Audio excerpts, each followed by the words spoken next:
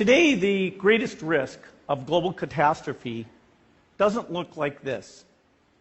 Instead, it looks like this. If anything kills over 10 million people in the next few decades, it's most likely to be a highly infectious virus rather than a war. Not missiles, but microbes. Now, part of the reason for this is that we have invested a huge amount in nuclear deterrence. But we've actually invested very little in a system to stop an epidemic.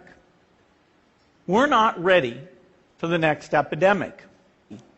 You can have a virus where people feel well enough while they're infectious that they get on a plane or they go to a market. The source of the virus could be a natural epidemic like Ebola, or it could be bioterrorism. And so there are things that would literally make things 1,000 times worse.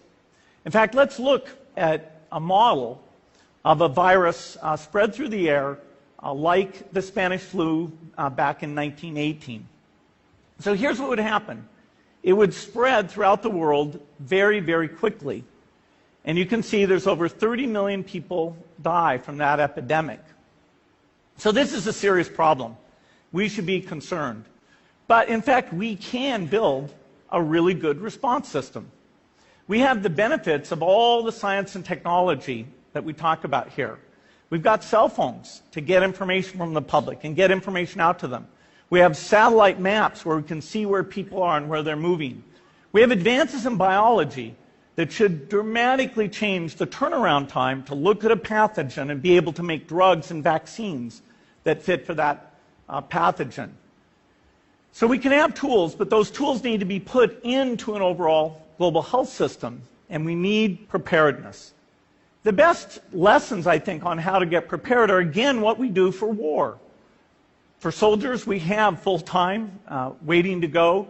We have reserves that can scale us up to large numbers. NATO has a mobile unit that can deploy very rapidly. NATO does a lot of war games to check, are people well trained?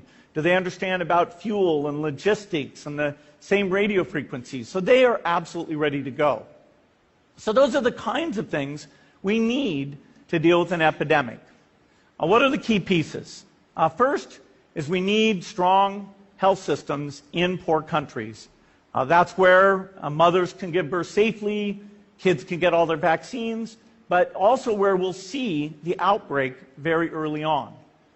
We need a medical reserve corps. Lots of people who've got the training and background who are ready to go with the expertise.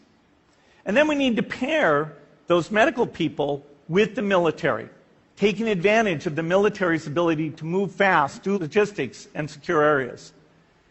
We need to do simulations, germ games, not war games, so that we see where the holes are.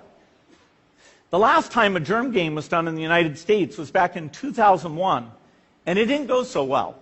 So far, the score is germs 1, people 0.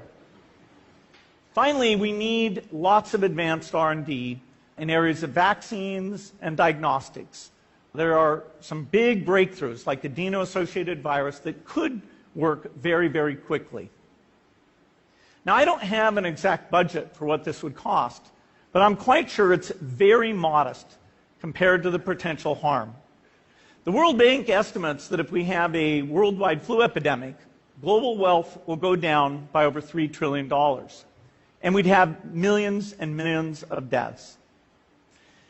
These investments offer significant benefits beyond just being ready for the epidemic. The primary health care, the R&D, those things would reduce global health equity and make the world more just as well as more safe.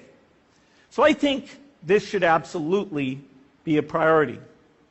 There's no need to panic. We don't have to hoard cans of spaghetti or go down into the basement. But we need to get going because time is not on our side. In fact, if there's one positive thing that can come out of the Ebola epidemic, it's that it can serve as an early warning, a wake-up call to get ready. If we start now, we can be ready for the next epidemic. Thank you.